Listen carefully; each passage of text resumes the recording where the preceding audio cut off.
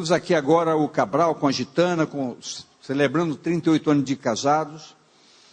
E a igreja tem procurado trabalhar em todos os segmentos. Vocês veem que quando nós passamos o Missionária News, anuncia tantos cursos, tantos treinamentos. Por quê? Porque nós queremos ver uma igreja consolidada diante de uma sociedade que precisa do nosso testemunho vivo e verdadeiro. Na sexta-feira, todos os casais da igreja estão convidados para estarem aqui às 19 horas para uma reunião com os casais, aqui no templo.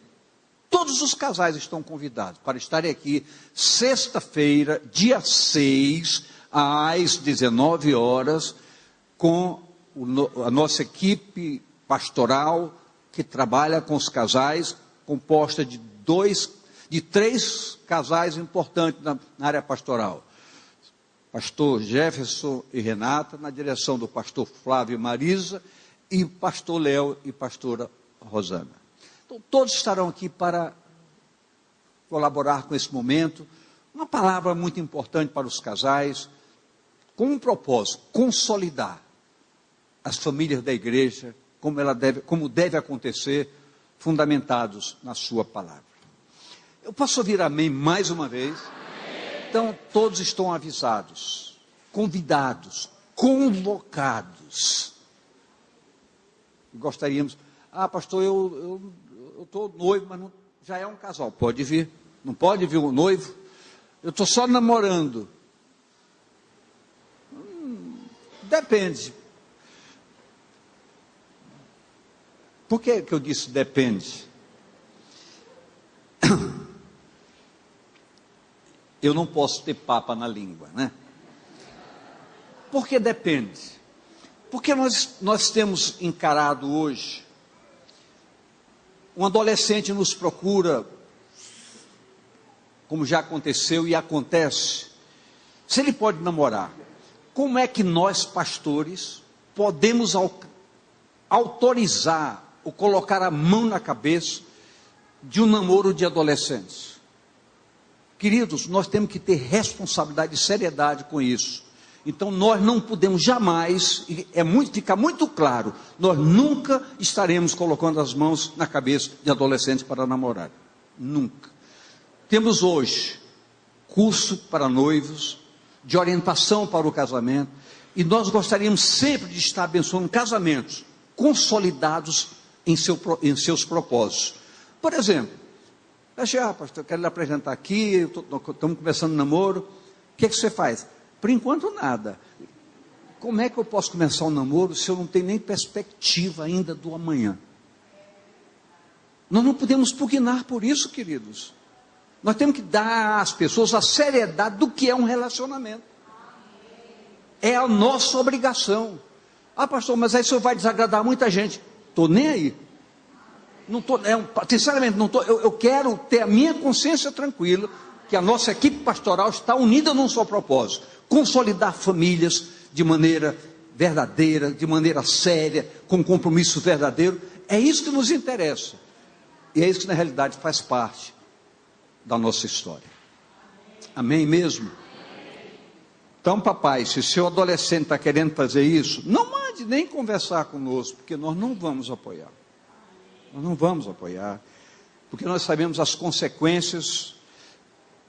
Eu ouvi eu não me lembro. Escute. É muito verdade que, de um modo geral, todos nós gostamos de nos dirigir a Deus pedindo coisas importantes para as nossas vidas. É muito natural isso. É correto. Agora, é preciso que a gente pare de ouvir coisas que nos incomodam mesmo, não negativamente por não queremos ajudar, não, mas de não conseguirmos entender como as coisas não acontecem quando as portas estão abertas para acontecer. Por exemplo, a gente ouve: pastor, eu tenho orado, eu tenho lido, dou meu dízimo, mas parece que Deus não me ouve, parece que as coisas não acontecem comigo. Deixa eu dizer algo, o que determina o querer mais de Deus, buscando vitórias, conquistas, etc, etc, etc. O que é que determina isso para conosco? Primeiro, quando todas as nossas petições estão de acordo com os princípios do reino de Deus. A Bíblia, quando a Bíblia chega a dizer que nós oramos, pedimos e não recebemos, porque pedimos mal. É o que está na Bíblia. Isso nos traduz o quê? Vamos abrir um pouquinho a nossa cabeça.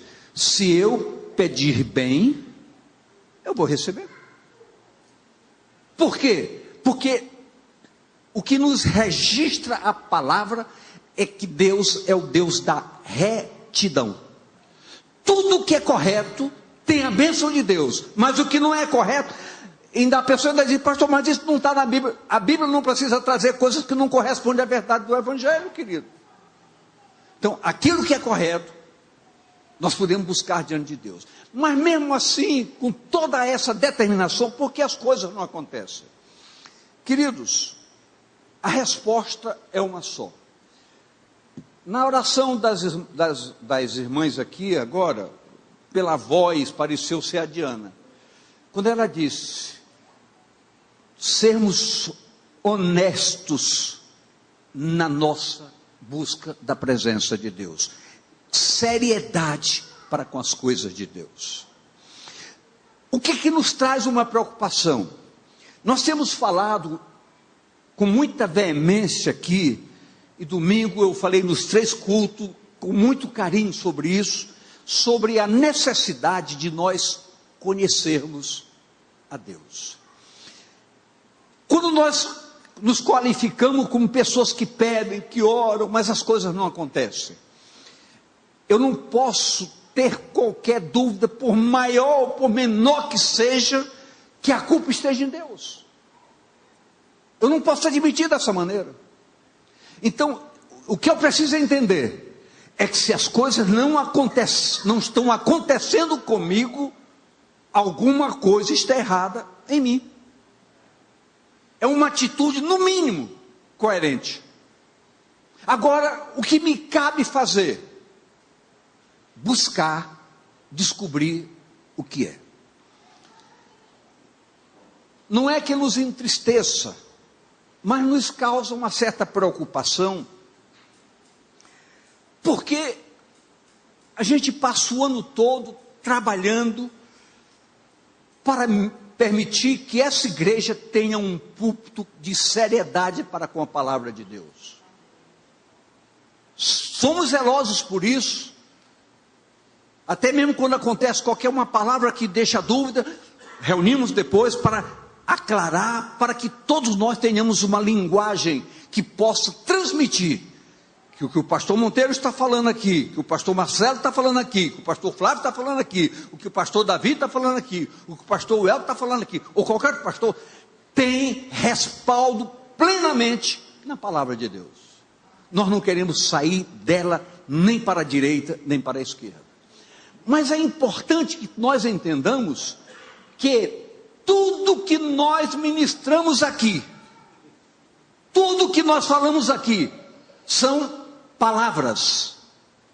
Mas nós sabemos, com fundamento bíblico, que quando essa palavra tem um propósito correto, quando ela vai na unção da verdade, essa unção age na vida de quem ouve, e a unção esclarece, a unção convence, a unção ensina. Então, nos preocupa por quê? Porque a gente acompanha, de um modo geral acompanha as pessoas, e vê que muitas pessoas passam tempo, e não tem uma evolução espiritual. Eu não posso botar culpa em nós. Não quero botar culpa em ninguém, mas quero dizer de maneira muito clara: queridos, vamos deixar de perder tempo. Vamos ser sábios. Entenda algo. Na palavra do nosso Deus está dito: se você pedir, você vai receber. Se você buscar, você vai achar. Se você bater, vai abrir. O que está faltando? Você pedir, você buscar, você bater. Jesus disse: tudo que pedirdes ao Pai em meu nome, tudo que for correto, ser-vos-á concedido.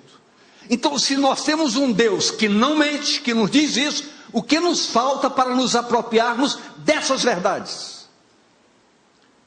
Uma coisa muito séria: querer, conhecer e ter intimidade séria com Deus. Nós temos que reavaliar nossa leitura e a nossa oração de cada dia. Queridos, quando nós meditamos, nós encontramos histórias. Vou dizer uma coisa muito interessante para você, preste bem atenção. Até que ponto temos todos nós consciência de um compromisso verdadeiro com Deus? Todas as pessoas que estão aqui nesta noite, eu sei que por causa da chuva, muitas pessoas não estão aqui, mas não importa, você está, graças a Deus porque você está. Mas até em que ponto você tem um verdadeiro compromisso com Deus? Não me responda nada, não olhe para o lado nada, mas se pergunte: Deus, até que ponto eu sou sincero no meu compromisso contigo? Você homem, você mulher, se faça essa pergunta. Porque é impossível, quando nós temos um compromisso real com Deus, duvidarmos de que Deus tem um compromisso conosco. É impossível. Faça essa prova, teste isso. Então, se eu tenho um compromisso com Deus, eu me relaciono com Deus, sou um sincero coração, eu tenho certeza que eu posso ouvir a sua voz, eu posso ser tocado por Ele, sentir a sua presença, eu posso me derramar da sua presença. Por quê? Porque Deus gosta de encontros conosco. O que depende então é que nós aprendamos que num momento como esse, o pastor Monteiro não subiu ao púlpito para criticar, para tocar, mexendo com qualquer pessoa. Não, eu só estou com um propósito: querer ver você resplandecer em glória e a presença do Senhor se manifestar na sua vida de maneira muito clara. Eu quero ver você ter respostas, ter compromisso, ter seriedade para com as coisas de Deus. Até que ponto o nosso compromisso vai? O prazer que temos, em primeiro lugar, há um diferencial muito grande entre você ler a palavra de Deus e você buscar a revelação da palavra de Deus. Quando não há revelação, o que há? O povo se corrompe. Então é importante que você parta sempre com um propósito: eu quero ser nutrido, eu quero ser alimentado. Eu não quero dizer: olha, hoje eu li 5 capítulos hoje, não adiantou nada. Eu disse aqui domingo, uma coisa é você ouvir e outra coisa é você ver. Então, quando você ver as coisas acontecerem em sua vida, a sua história muda radicalmente. Quem aqui pode me dizer: pastor, eu tenho experiência com Deus? Me levanta o braço, por favor. Você vê poucas pessoas. Agora eu lhe pergunto: é um privilégio de poucos isso? O que é que a Bíblia diz? Buscar-me-eis e me encontrareis, quando me buscardes de todo o vosso coração. Quem aqui gostaria de ter essas experiências? Agora, não, quem gostaria de ter experiências profundas com Deus? Levante o braço para mim. Todo mundo. Agora eu lhe pergunto: quem lhe impede? Você só tem uma resposta a dar: eu. Você mesmo. Porque o campo está aberto. Jesus olhando e diz, olha, o campo está pronto para a ceifa. Está prontinho. E não se assuste, o tempo se abrevia. O tempo se abrevia. Escute. O prazer que temos na palavra, o prazer que temos de estar na sua casa, na sua presença. Então tudo isso para nós é um diferencial. Queridos, eu não vou mexer com ninguém, mas é muito fácil. O tempo hoje estava fechado. Eu tenho certeza absoluta que esse tempo fechado impediu muita gente de ver. Vou criticar essas pessoas? Não. Mas quando nós temos um prazer, querido, a gente vem debaixo de chuva e não se molha. Vem debaixo de chuva e não se molha. Tudo significa o quê? A minha disposição, o meu prazer de estar na casa do Senhor.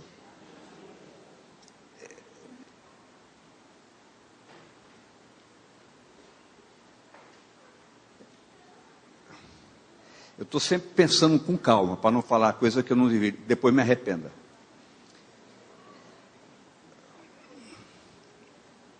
É verdade, porque eu já cheguei em casa e pedi perdão, eu não gostei de ter dito isso. Eu vigio bastante. Mas eu posso dizer para você, se tem um lugar aonde eu, na presença do meu Deus, digo isso para vocês, o lugar onde eu me sinto bem é estar no gabinete dessa igreja, é estar aqui nessa casa. Isso para mim é prazeroso, não é trabalho, é lucro, é ganho.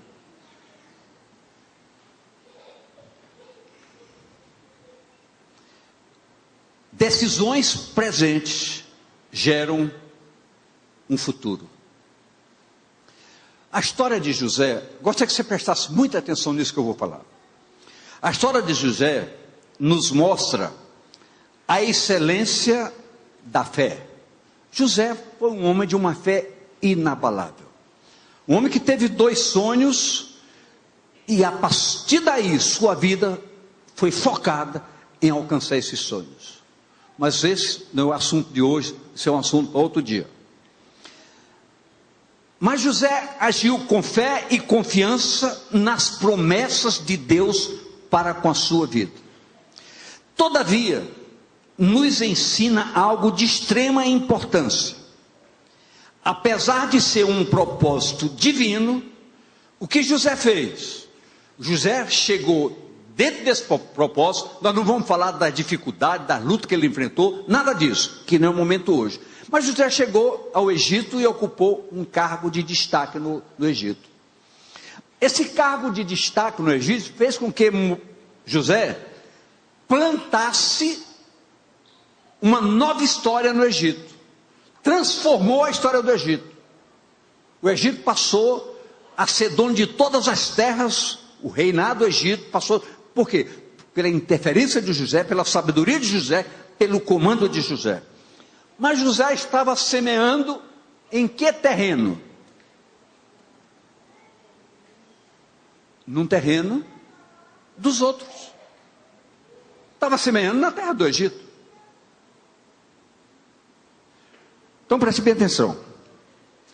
Quando nós semeamos no território alheio, gera desconforto e gera esquecimento, colocando o inimigo como ameaça às nossas vidas.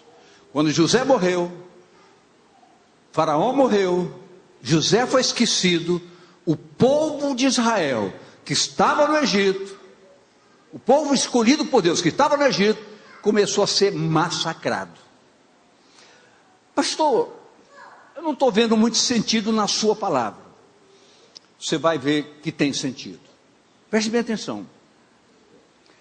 Muitas pessoas se envolvem, muitas, nas experiências dos outros.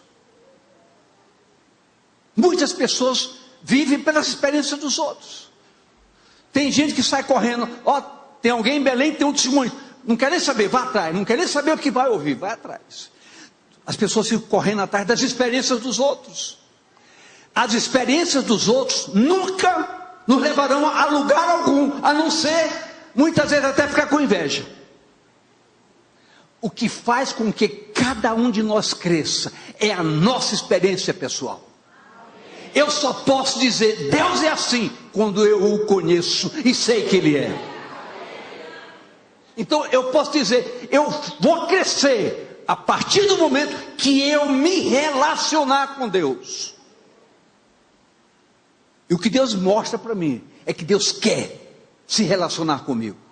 Quando eu estou falando comigo, eu estou falando com você. Então Deus quer se relacionar com você. Deus quer que você tenha experiências pessoais. Deus não quer que você fique pedindo, porque Ele já fez. Agora, a partir do momento que eu me baseio no que os outros experimentam, isso até muitas vezes nos alegra. Eu vi um testemunho maravilhoso, mas foi dos outros. Eu quero ouvir o seu. Eu quero ver, porque a sua história, quem vai contar é você. Então a sua experiência com Deus é que vai fazer você crescer. Não adianta ficar passando tempo. Eu estou aqui há 5 anos, 6 anos, mas você não saiu do lugar. Muitas vezes você até vai para trás. Muitos se afastam, muitos abandonam. Por quê? Porque não são capazes de ter a sustentação poderosa em sua vida para suplantar qualquer dificuldade e qualquer obstáculo. O sucesso do semeio não é só a semente. Não é só a semente. O que eu quero dizer com isso? Eu quero dizer que qualquer um que suba a esse púlpito, com fidelidade para com a palavra, com prazer na palavra, com fundamentos estudados, meditados e orados da palavra, ele vai lançar o quê? Uma semente. Mas a semente precisa alcançar um terreno próprio, adequado, para poder germinar, crescer, florar e frutificar. Então, a importância da semente é maravilhosa, mas a importância do campo, do semeio, é importante também. Então, é preciso que o que você deve pensar? Vim aqui hoje, estou ouvindo uma palavra. Senhor, eu quero ser um campo fértil, para que essa palavra possa me alcançar e gerar frutos na minha vida. Então nós temos que deslocar para cá, preparados para isso, orando por isso, trabalhando por isso, lutando por isso. Por quê? Porque é a minha experiência pessoal que me eleva como um adorador verdadeiro. E na Bíblia está escrito que Deus contempla adoradores que o adorem em espírito e em verdade. Ora, a palavra é uma semente que germina e produz quando encontra um campo preparado. Olha o que nos diz o Salmo 119, 11. Escondi a tua palavra no meu coração. Com que propósito? Para não pecar contra ti. Quando nós não estamos alicerçados nesses fundamentos, nós estamos sujeitos cada dia a tropeços, a erros, a pecados, tudo mais. Por quê? Porque não há uma consolidação do nosso propósito. Então nós não queremos ver uma igreja apática, uma igreja nula. Nós não queremos ver uma igreja que celebra, uma igreja que adora, uma igreja que a gente vê na face das pessoas que elas estão refletindo a glória do próprio Senhor nas suas vidas.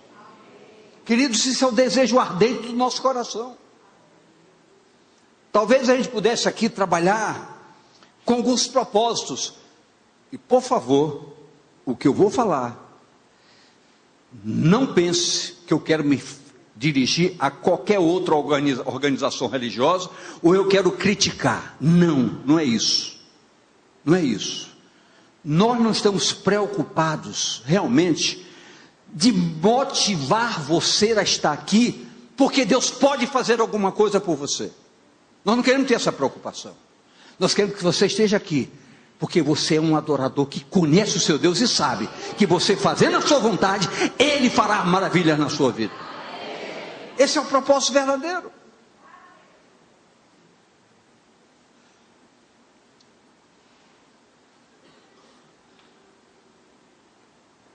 Não sou eu, mas em Mateus 12, 43 a 45, diz o seguinte: e quando o espírito imundo tem saído do homem, anda por lugares áridos, buscando repouso, e não o encontra.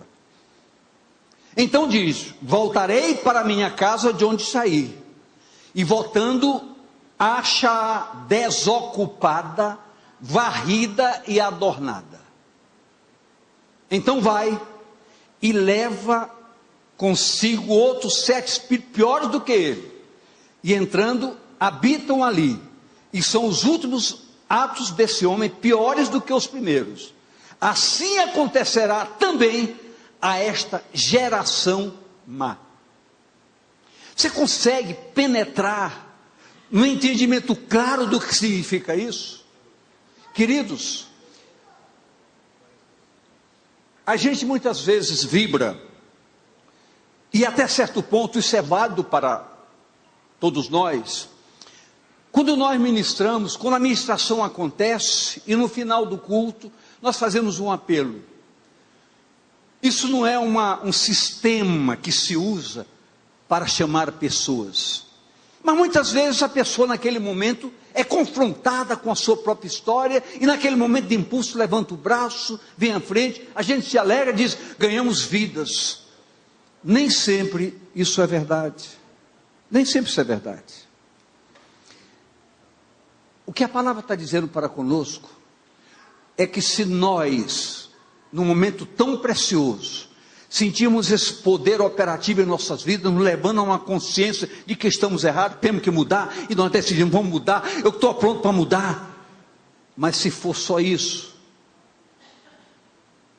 se você não procurar cultivar, nutrir na sua vida, desenvolver na sua história um compromisso efetivo com a palavra, com a oração, você não vai passar do estágio primeiro.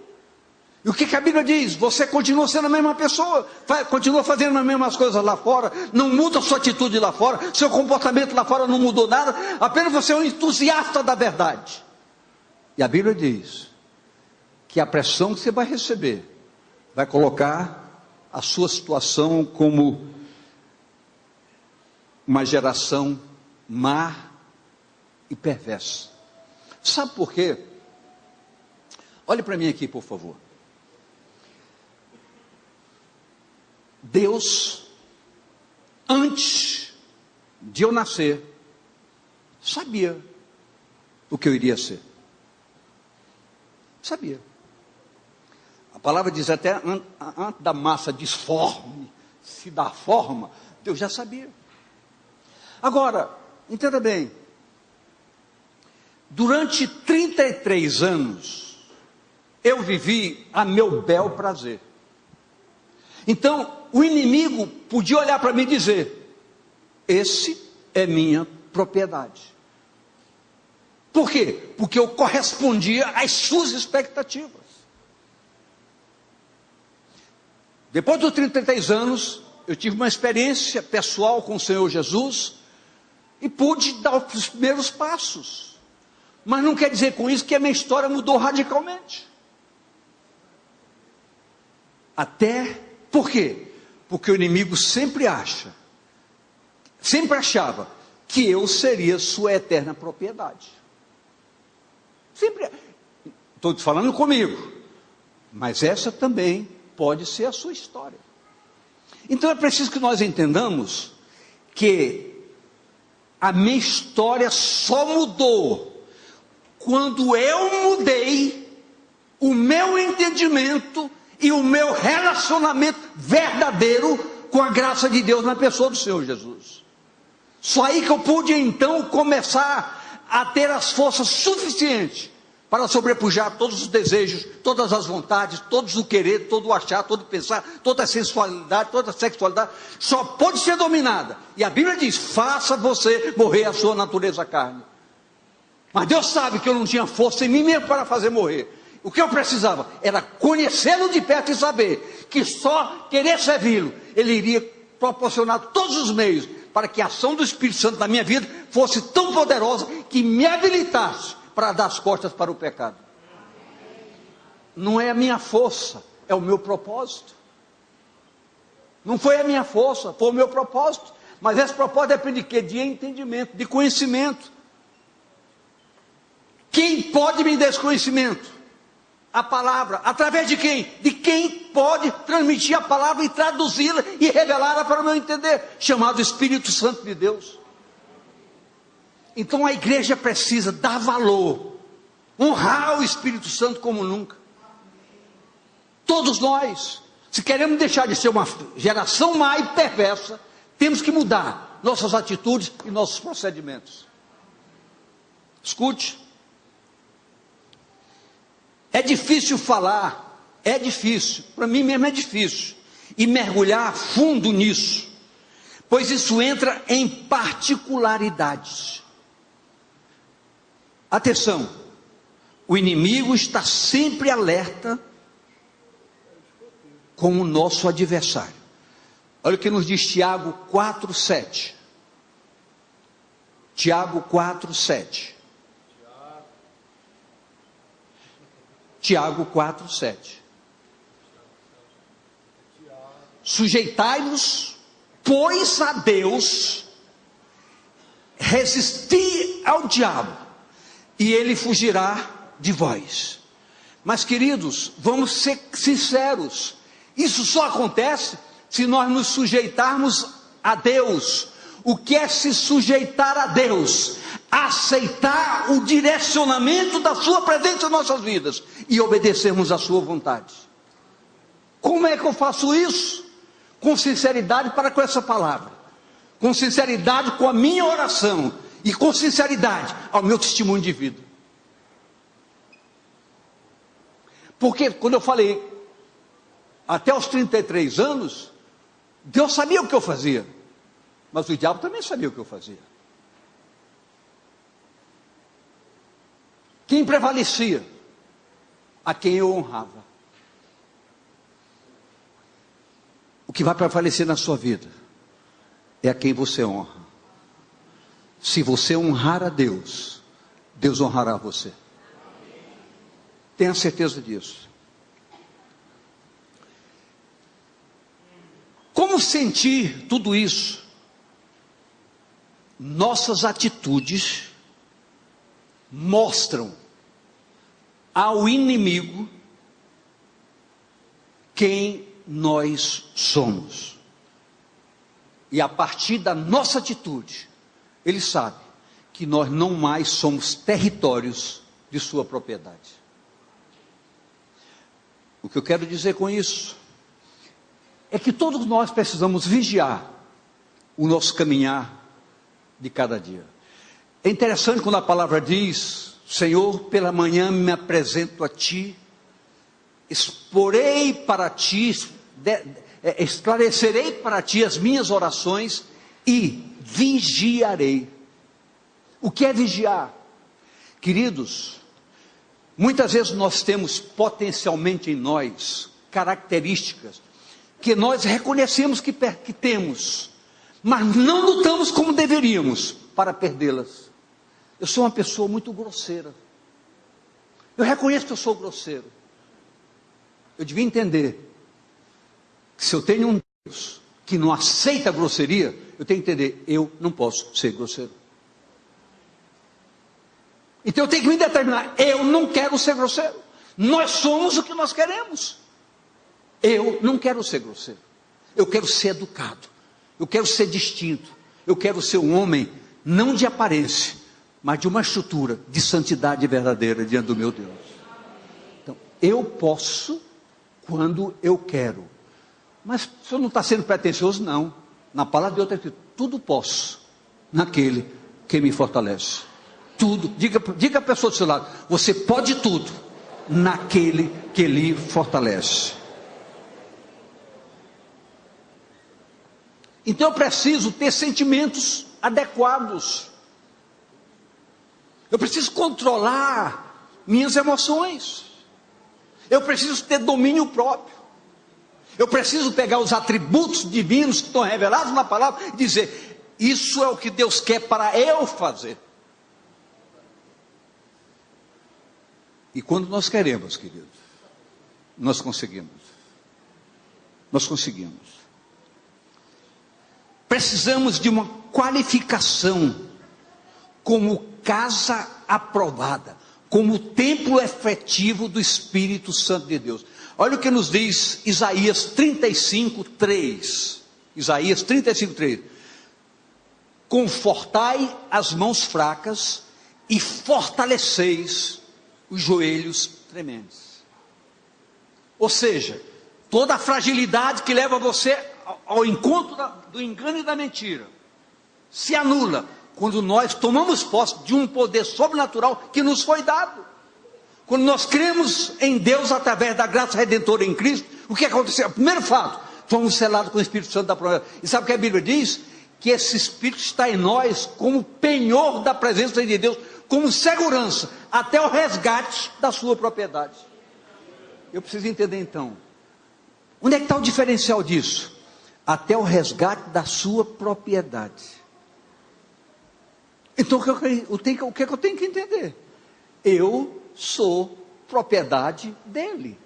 Não mais tenho liberdade de gerenciar meus desejos, minhas vontades e minhas razões. É uma renúncia com fundamento diferenciado. Nessa área, a gente perde para ganhar. A gente perde para ganhar. Nós não gostamos de perder, mas quando se entende, está perdendo para ganhar, eu tenho um relacionamento errado. Sei que é errado, mas eu vivo preso numa paixão. Paixão é doença. Paixão corrompe. Paixão engana. Então o que eu tenho que fazer? Dar as costas para a paixão. Mas pastor, eu vou sofrer se eu fizer isso. Queridos, a alegria do Senhor é a nossa força. Quando é um propósito objetivo, ele tem respostas e satisfaz. Tem que ter propósito objetivo. Qual é o meu propósito? Eu quero glorificar a Deus na minha vida. Eu quero ser identificado como um homem de Deus. Se esse propósito está aqui, vai acontecer. Já aconteceu, graças a Deus.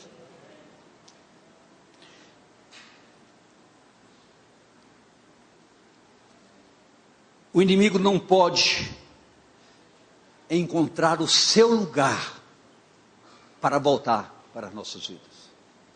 E a palavra já diz: quando encontra ornamentada, vazia, desocupada, relaxada, religiosa. Mas pastor, eu não perco um culto.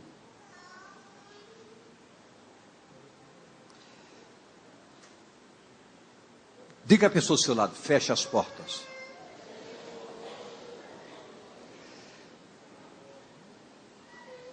Deixa eu falar uma coisa para vocês aqui. E eu gostaria que essa palavra que eu vou dar agora, ela tenha um sentido prático e objetivo para a sua vida. Eu quero dizer mais ainda. Não tome essa palavra que eu vou dar agora como mais uma, como uma repetição. Queridos, os encontros, os discipulados, os treinamentos da EFAL que se promove nesta igreja, as células, são instrumentos poderosos para varrer, para limpar, para fechar portas, principalmente o discipulado, que abrem depósitos fechados dentro das pessoas. Então eu não quero que isso se repita, eu quero que você entenda que quando nós estamos dizendo procura uma célula, procura um discipulado, procura ser treinado, te oferece curso todo, tem curso aqui, curso para casais, curso para cuidar de filhos, agora estamos com um programa Vencendo a Ira. Vencendo a ira, que tem muita gente que se ira facilmente. Vencendo a ira. Amém? Curso de noivos, nós fazemos isso por quê? Com um propósito: ver você feliz, ver você glorificando a Deus e vendo Deus se agradar da sua vida, querido.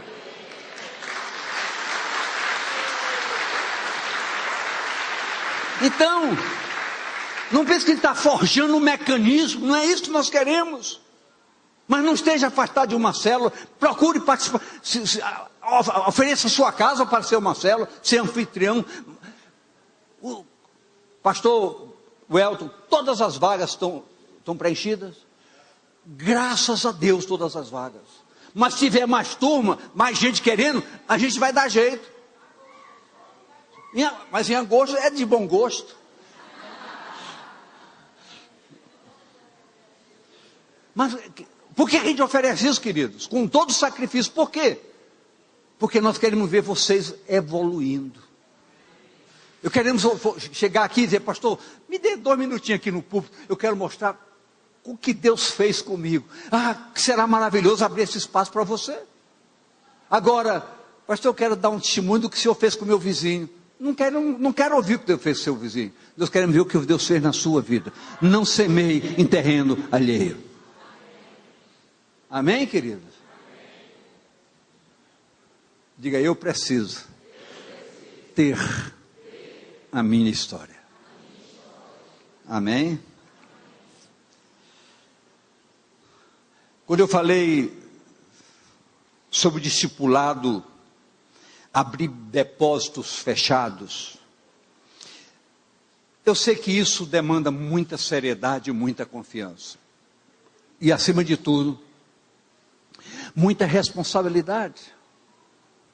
Porque você precisa ter a plena certeza que, se você me procurar para abrir o seu coração, eu vou preservar com dignidade a sua confissão para mim. Eu preciso disso. E você precisa ter a certeza disso. Muitas vezes, eu não vou falar para o meu discipulador, que eu não sei se ele não vai falar da minha vida para os outros. Isso não pode acontecer. Isso é indignidade. Isso é coisa de caráter. Caráter deformado. Então, nós queremos, que muitas vezes tem coisa dentro de você que nem você sabe. Nem você sabe. Precisa mexer, abrir, cortar, seccionar, fazer uma cirurgia para você se abrir e tirar esse câncer de dentro da sua vida. Então pense bem, nós temos todo um trabalho com as células, com o discipulado, com os treinamentos, com esses propósitos. Não considere nesse Tadel de hoje que seja mais um, mas seja um Tadel que vai dizer: vou mudar minha história. Clama ao Senhor nesta noite que o Senhor me abençoe de tal maneira que essa unção quebre todo impedimento e eu me torne de hoje em diante uma nova pessoa. O inimigo sempre acha que o território lhe pertence. Meu Deus, acabou o tempo.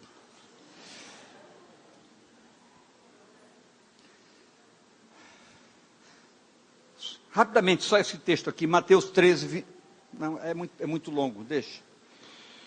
Nossa casa precisa ser uma habitação do Espírito Santo. Aproveitar todo esse comando para sermos ensinados, orientados, fortalecidos, quando então teremos todas as diretrizes para uma vida vitoriosa. Todas as áreas de fraqueza, todas as áreas de fraquezas em nossas vidas precisam morrer para sempre em nossas vidas. Tudo que você tiver ainda acumulado em você, que você sabe que tem sido pernicioso em sua vida, ou perniciosa em sua vida, seja o que for, faça morrer vossas paixões carnais, em nome de Jesus. O projeto de Deus para conosco chama-se Shavuot. O que significa isso? A porta está fechada. Efésios 1:13. Em quem também vós estáis, depois que ouvistes a palavra da verdade, o evangelho da vossa salvação, e tendo nele também crido, fostes selados com o Espírito Santo da promessa. Diga: a porta está fechada. Em nome de Jesus. Amém.